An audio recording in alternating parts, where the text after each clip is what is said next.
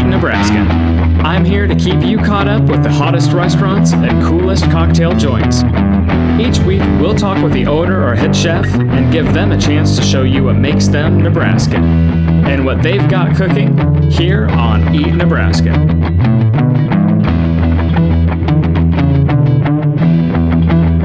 Welcome to Eat Nebraska.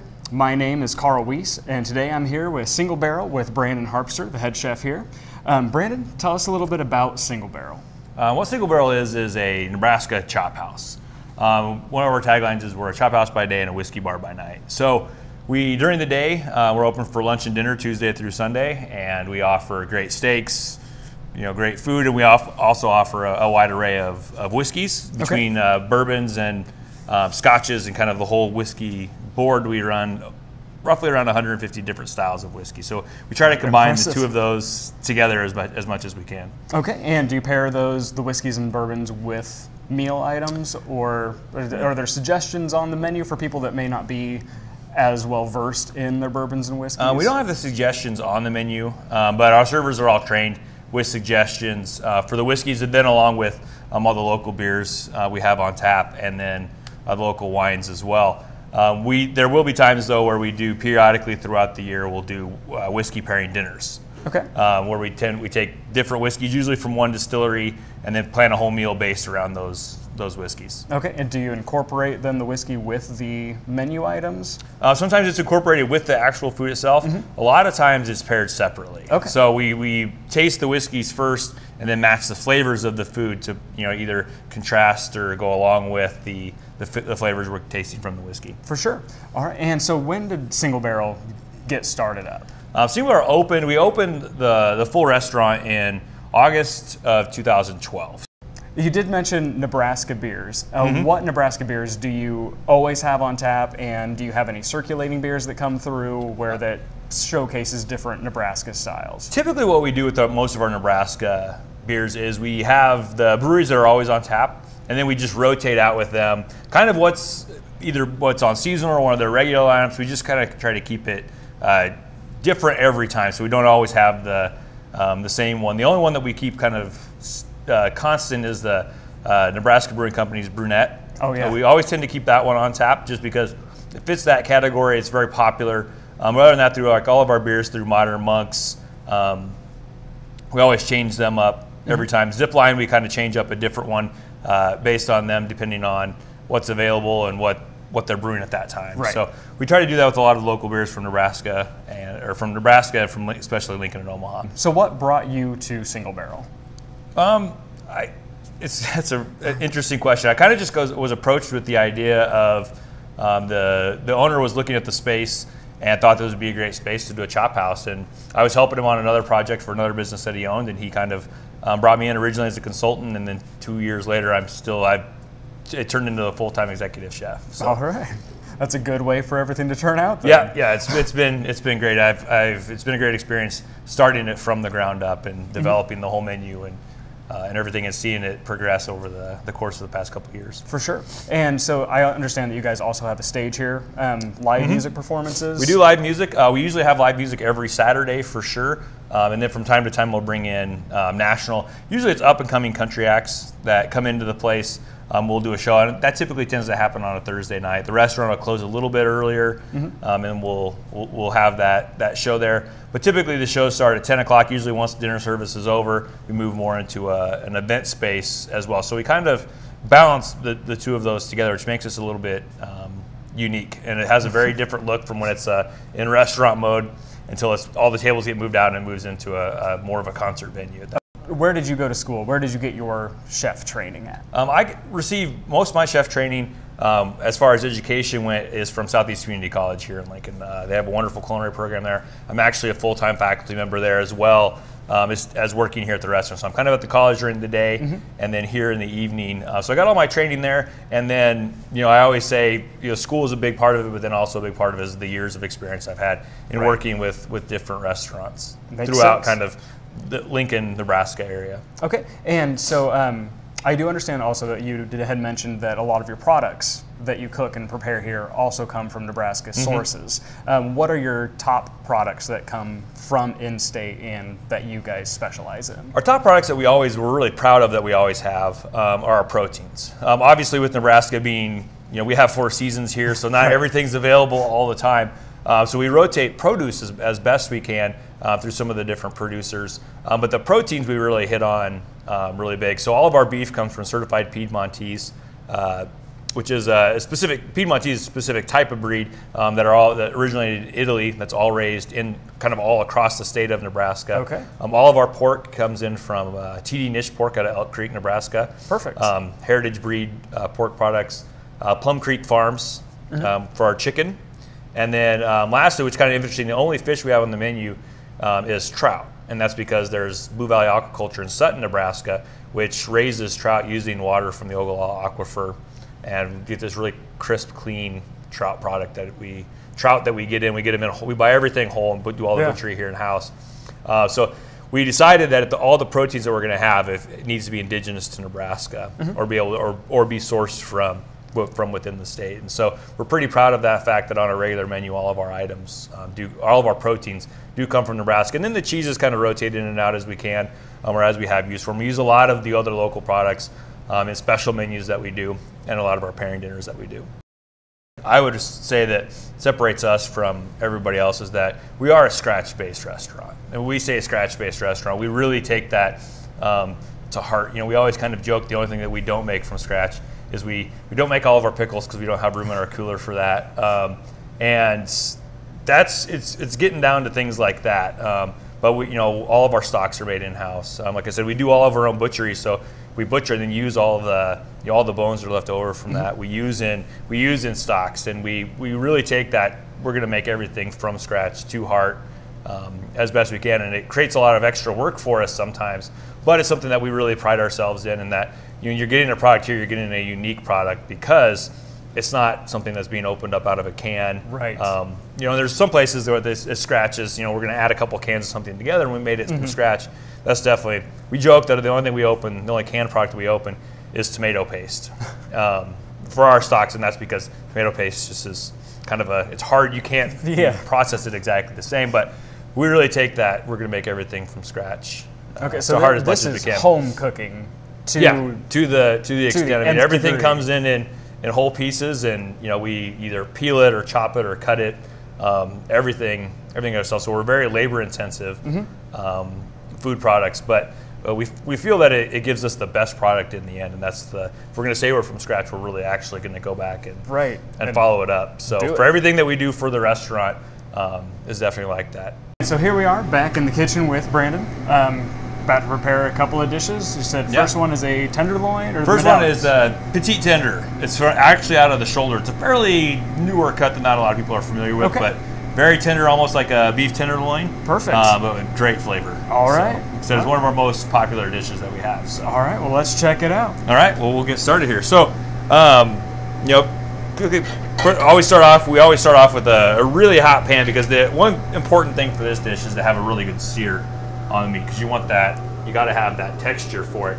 If not, it kind of starts to get tends to get a little bit soft, and you kind of lose the character of the meat a little bit. So we do most of our sautéing. Searing is always done in olive oil,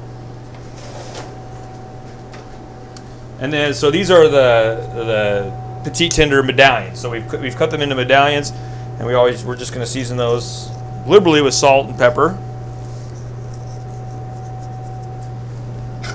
And those are going to shoot right into then we make sure we always have hot oil. Go right into the pan. We can sear, and then as soon as we get those in the pan,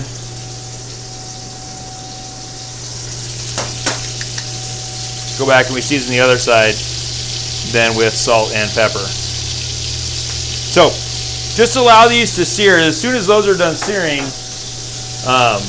we're actually going to pop them in the oven to finish cooking them. We like to get these to about a medium rare temperature is what we recommend serving them. We'll serve them to kind of guess at whatever temperature they really prefer. That's the one thing you always get is your choice of how you like to have your beef cooked. But again, like I said, these are nice, a really nice tender tender product. And we typically will serve. After we sear these, we're going to have all this nice flavor in the pan, and we're going to build our sauce right in the pan right after that. So we'll just give these a second. Let those caramelize a little bit. We'll kind of give it a check. Like to see a little bit more brown than that, so we're just going to continue to give it some time.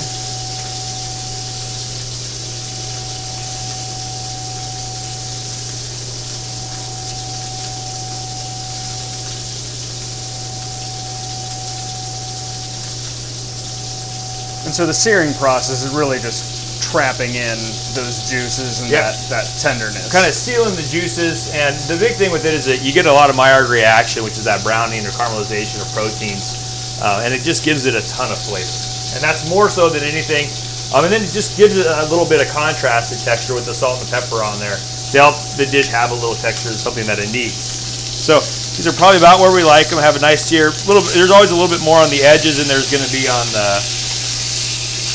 the middle there. So we just flip all these over, and then to sear the other side, we're actually going to pop them into the oven. So we'll put them on a kind of a cast iron plate here.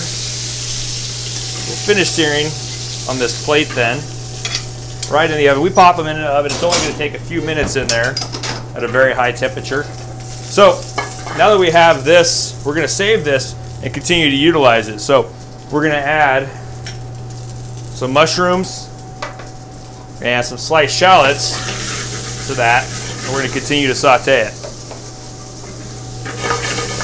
And those are really going to, I like building sauces in a pan that I've seared meat in, because see all that brown in there, it just traps in a ton of flavor. Now we're transferring that flavor and keeping it into the mushrooms instead of, pouring it down the drain when the pan's clean. So we just saute those real quickly. And then the one thing with this sauce that we do is we use a port wine. Okay. One wine that we use a lot for this is the James Arthur Vineyards version of a port called chophouse. Okay. So a local wine. Again, local wine. Port. Yep. Local port. So I get those sautés. Once those mushrooms and shallots start to gain a little bit of color, we're going to add our port. So we add our port wine to this. We start to let that reduce down a little bit. As that's cooking down, we're also going to add some balsamic vinegar for a little bit more of an acidic touch to it, and this house-made brown stock as well. Okay. And you get brown stock? Brown stock. So brown stock's where we take bones. We usually either beef bones or pork bones, whichever ones we have from that week's butchering or that day's butchering. We make stocks about 3 or 4 times a week. We brown the bones first, caramelize caramelize carrots, onions, celery with them, add some tomato paste to caramelize that, and then we go back and then it simmers in water overnight. Okay. So a lot of times the first thing when you walk in the door in the building, it's great because you have these aromas from all of this stock cooking all night. It's a great way to start off the morning. And we always joke have problems with mornings, but how can you have a problem when you walk into a smell like that? Yeah, we always joke about it. Sometimes we see the cooks walking around with their cup of coffee. Well, sometimes it's not it's not coffee, and there's brown morning, stock. a little bit of brown stock, really. Especially now that we're in the winter months, it's getting a lot more. Kind of wakes you up nice and warm. So we're gonna let this just continue to cook down, and then we're gonna finish this sauce off with just a little bit of cream to add a little bit of richness. This is not, we don't claim that this is a light dish by any means. As we're letting that reduce, one thing that's become really popular for us here is Brussels sprouts. Brussels sprouts are probably our #1 vegetable choice by most of our guests. We change the seasonal menu. We rotate through different vegetables kind of as they're in season. Brussels sprout season is now, which is nice. And so the guests are always very happy when they come back, and they're always very sad when they go away. So with our Brussels sprouts, I have some here. We cook them. We kind of cook them twice. We split them in half, and then we par roast them. Mm-hmm. Par roasting them gives them it caramelizes them a little bit, gives them a lot of flavor, softens them up, and then we go back and we finish them just by sautéing them in a little bit of olive oil here. We also, when we caramelize them, par roast them in the oven. We also roast them with some red onions as well, just because we like the little bit of sweetness that it adds to it. We always add kind of have a spice blend that we use for our Brussels sprouts. Kind of a mix of a lot of salt, pepper, and a lot of different herbs. We're just going to saute those, and it's it's heating them back up, but then it's also cooking them as well. So our sauce is getting pretty close to reducing here.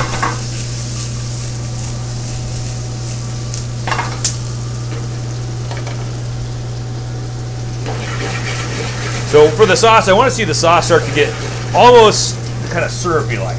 Sure. Syrupy is kind of what we're going for with that. That's where all the sugar that's in the wine and in the vinegar is cooking down. The gelatin in the stock is also concentrating in there and making it a little bit more, thickening it up, giving it a little more richness. So after we have that, we're just going to add just a splash of cream to it.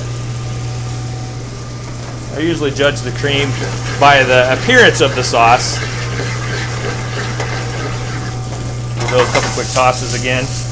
And when I'm looking for these, it's a little bit of color on them. I think for my sauce, that's about what I'm looking for in quantity, and then also for in the color of it.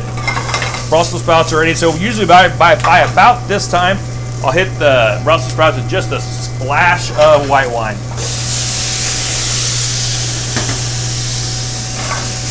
That's just to kind of finish off the cooking. The white wine, I like again to get a little bit of acidity in there, just because I like the flavors with it. So now our beef is going to be done, and we're ready to go start plating. So let those just chill out there. Now, one thing I made ahead of time, and we always kind of start out with, is we typically serve these with our sour cream mashed potatoes. Okay. Very popular for us. They always work really well. So I have some mashed potatoes here that I made earlier. I just kind of like to form them down the middle of the plate, kind of as my base for the medallions. Let me go back.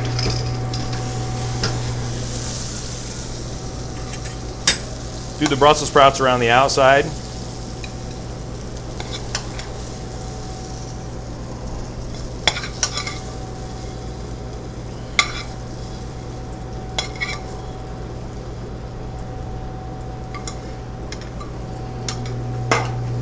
We're actually going to place our beef right down the center of this, almost kind of shingle it along right on top of those potatoes.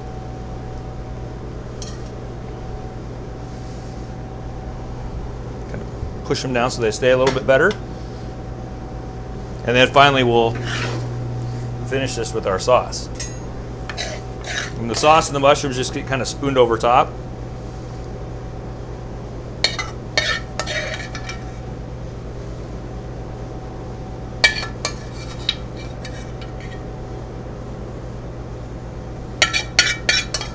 Rich sauce flavor, nice kind of warm, hearty dish. In the wintertime, but we sell a lot of it kind of year round.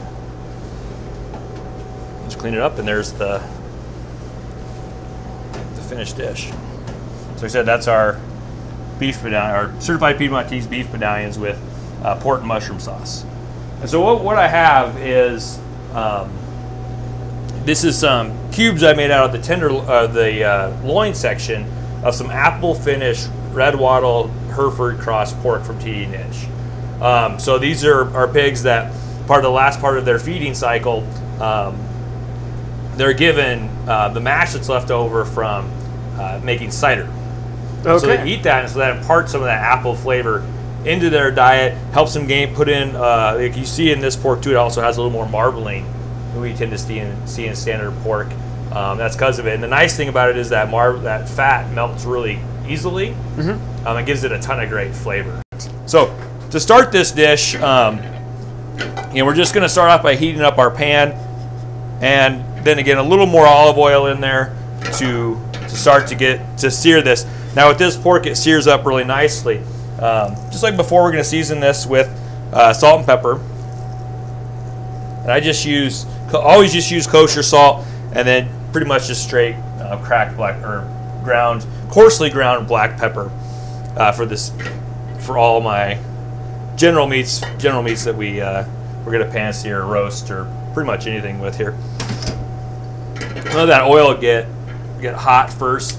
I don't ever want to put it in when the oil's not hot. It won't sear very well. Also, then the meat's more likely to stick to the pan, and it could come out. It'll absorb a little bit more of that oil. Could come out a little bit greasy, which is the last thing most people really want to have when they're eating pork. Right. So we're gonna throw this in. I always do the seared side down first. I always want to hear that nice sizzle as it hits the pan.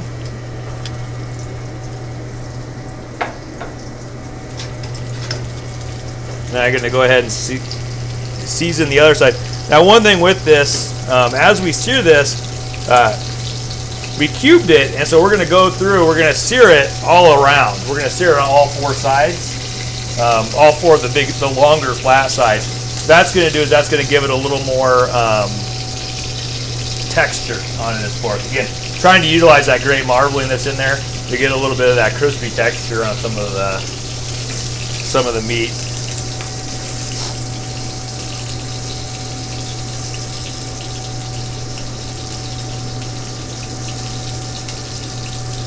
Now this will crisp up and brown fairly quickly, just because a little bit different than the last dish that we did. Pork tends to crisp up a little bit more, so we'll check it here. Got a nice kind of markings there. This one's looking good, so we're gonna go ahead. We'll flip these onto the next side. Again, one thing I do is I season all the sides, but this side, after seasoning the big two flat sides, I season it a little bit lighter because it will tend to get a little bit overpowered with the seasoning. On the last side, now I sear on this last side. Now is when I'm going to pop it into the oven. It's going to go in there for a few minutes. While the pork is in the oven, we're going to work on the other components, the two other hot components for this dish. So the two other hot components for this dish is we're just going to saute some gnocchi. Just straight up potato gnocchi I've already made ahead of time, and we just saute those, and those kind of act as the starch component of the dish. And they're also going to saute and kind of reheat some smoked mushrooms. I love the flavor of smoke. We do a lot of barbecue here. We do traditional style barbecue here, as well as we work in smoked flavors into our products outside of the normal meats. And so we smoked mushrooms. They almost get kind of dried, so I kind of rehydrated them in water first. Now we're going to go back and saute them to heat them up for the dish. But they're going to give this dish a nice, really kind of smoky finish, kind of mixed in with everything else. And so I'm going to start off with my gnocchi, just a little bit of olive oil, and then even less olive oil, just a little bit in the pan, just almost so I can kind of lubricate the pan so the mushrooms will move around in there a little bit. So for the gnocchi, we're going to have nice hot oil. We always have our gnocchi that we make in-house, very straightforward. We always leave it very rustic looking and a little bit bigger than normal. And part of the reason why we do that is to show that this isn't the stuff that you see or you buy at the store. That we started off with fresh potatoes and baked them and turned them in, made the dough ourselves. So we're just going to saute these so they crisp up a little bit. And I will hit those with just a little bit of salt and a little bit of pepper. I always like to season. I kind of season every component to every dish. And then with this pan for the mushrooms, throw some of our smoked mushrooms in there. Saute those as well. Yeah, for these, we're just trying to kind of warm them back up. They look a little dried, which is kind of the idea for them. They look dry, but they have a lot of moisture in them still. So we're just going to saute our gnocchi. The gnocchi's already been boiled. It's already fully cooked. We're just crisping up the outer sides of it, getting some of that starch out of it to get texture to the dish. And then also we're heating them up along with these mushrooms, just trying to get these hot and really smell the smoke coming off those already. And we're going to flash these with just a little bit of white wine as well.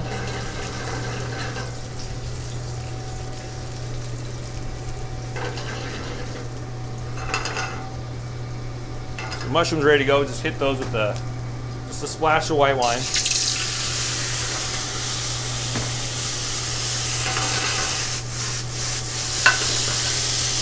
Pretty much good to go. Very hot pan.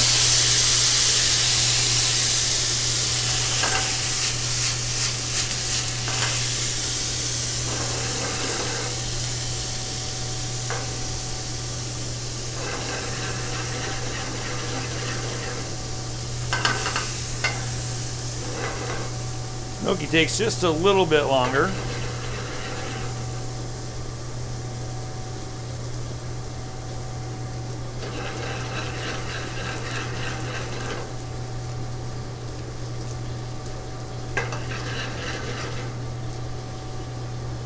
Okay, and for the gnocchi, once we see a lot of nice brown color on there, a lot of good browning, that's usually when we know they're about ready to go. We're kind of cooking them over pretty high heat, but we know once we start to see that, that's when we're good to go. They're nice, crispy. They're going to be hot on the inside, but still very, very soft. The one thing we don't want to do is we don't want to burn these, so we're going to actually pull these off the heat now, and I'm going to transfer them out of this pan onto a plate. So then they start to cool, and then a lot of times with gnocchi, if I'm not serving it with the sauce, I will kind of hit them with on a napkin or a paper towel, just to kind of sop up if there's any of that excess oil. So just put enough of them. We're doing about 9 of them for our dish, so we'll put those on there, and we'll just hold on to those for a second and be ready to go. We made it like a standard hollandaise sauce. I really like the French classic sauces, but instead of using butter, we use olive oil and then finished it with truffle oil. If we use truffle oil the whole time, it's just way too overpowering. So we finished truffle oil so we get some of that essence in there, which will work well with the smokiness of the mushrooms, and then obviously mushrooms kind of truffles tend to go together. So we're going to do this one in 3 parts. So kind of put a dab of sauce down kind of around the plate. What that's going to do is that's going to help hold our, kind of keep our gnocchi in place. And so we'll put a few gnocchi down in each spot.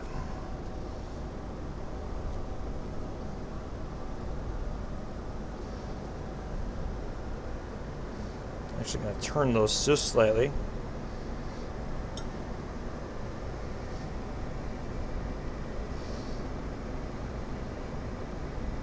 we're going to start off with having our gnocchi down. Got my one taster gnocchi down there left. And then it's time for our pork. So for the pork, we're actually going to carve and use a few slices of pork. And so we have the kind of cube here of it. We're going to take off a slice. Then we're going to do 3 pretty thick slices, and those are basically going to be our main pieces for our dish. So we'll put our slices of pork on right on top of the gnocchi.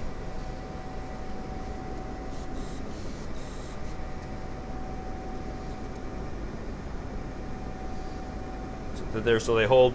And then one thing with this, again, is the apple-fed pork. I wanted to get some acid into the dish as well. We have some pickled Granny Smith apples.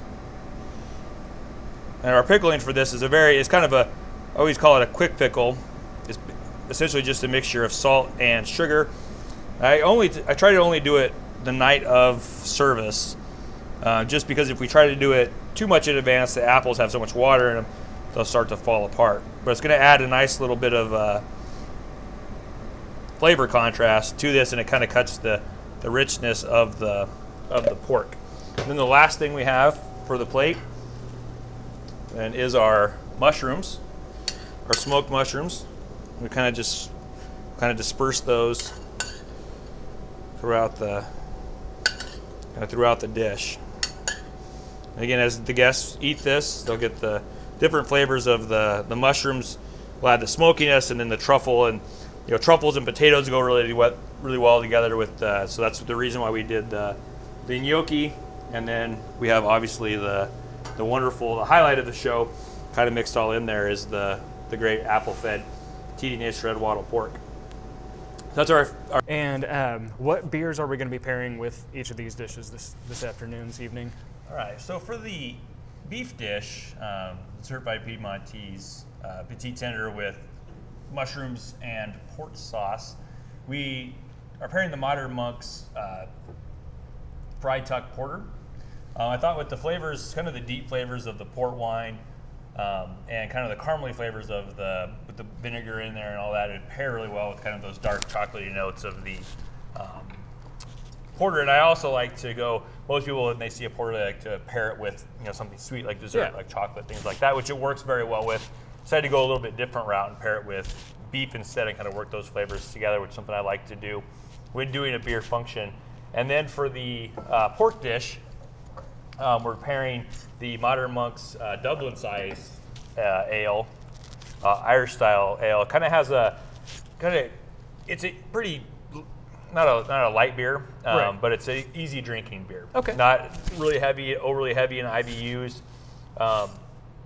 But a decent session beer, something you're going to be able to drink. Exactly. Kind of a low alcohol content, not really fill you up, right? Per se. So it pairs nicely with this dish. But this just has some light notes to it, and then it also has some really rich notes to it. Okay. And then with those smoky flavors in there from the mushrooms, and then kind of those earthy flavors from the truffles, I thought it would work really well with that style of beers. So. All right. And so, which one would you like to dig into first? Let's try we did the beef first. So let's do the beef first. All right. Let's.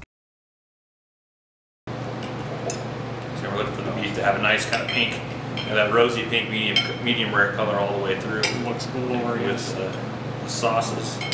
Very much believe that's the best way to get. The medium rare temperature is the best way to get the best texture and flavor out of the meat as well. Mouthful of a little bit of everything here.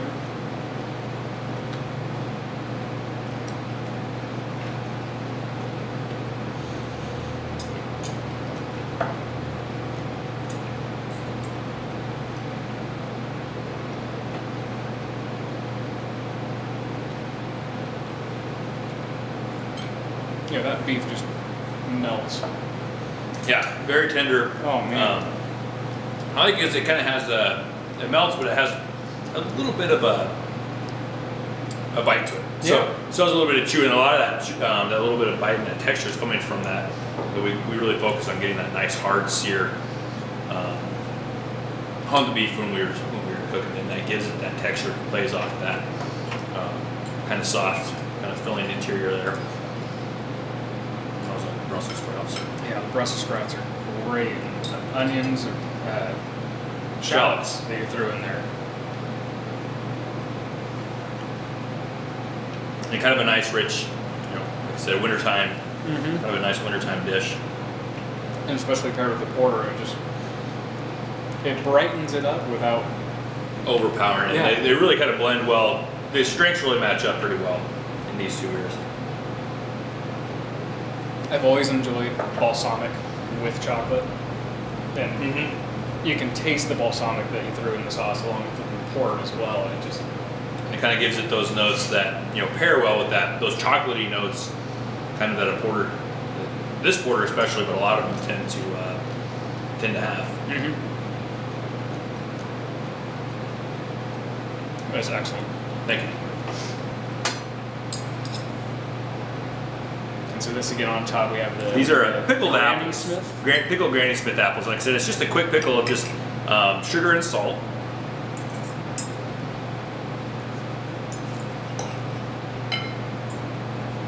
Like I said, nice little bit of pink in that. Look at the mushrooms and the gnocchi. This is a full bite.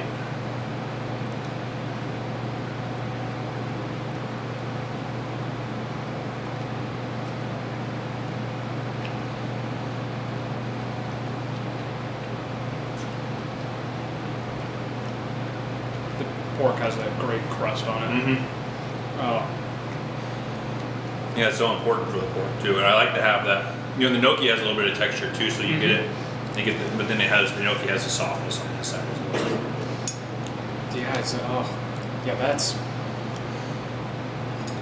this is a reason to come December 3rd for your beer and food tasting. We've heard of the slightly different style beer, but the flavors in that beer will be catching off different notes Because that's kind of the fun thing with beer is they're so different from one to the next. Is that you can sometimes use two different, completely kind of different beers to pair with a very similar dish. And you're going to get different, different things are going to highlight off of it differently than others. And so it's the thing I love about pairing beer and food together.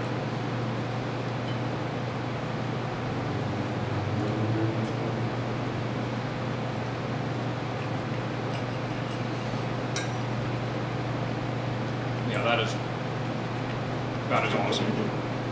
Thank you. I like all the components, but the pork is still my favorite. Oh yeah, and you definitely do get that truffle taste out of the hollandaise. But it's not overpowering. And that's what not at all. It's just that. That's what we were going for with it. That just pops. And it pops with, again, the two things I always think about when I think of, my favorite pairing with a truffle is potatoes.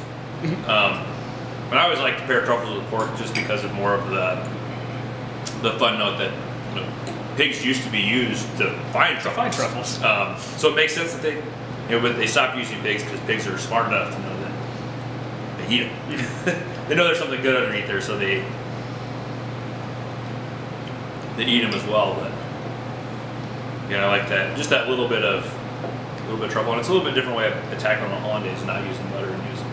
Well, so which lightens it up it takes a really rich sauce. It's still pretty rich, but lightens it up a little bit as well. Yeah, I would order eggs Benedict if I knew it was going to be coming with a truffle. Yeah. A truffle hollandaise. Nice. I have seen eggs Benedict with our garnished with truffles. Okay. Most places don't do that because it kind of makes for an expensive breakfast. But. Yes.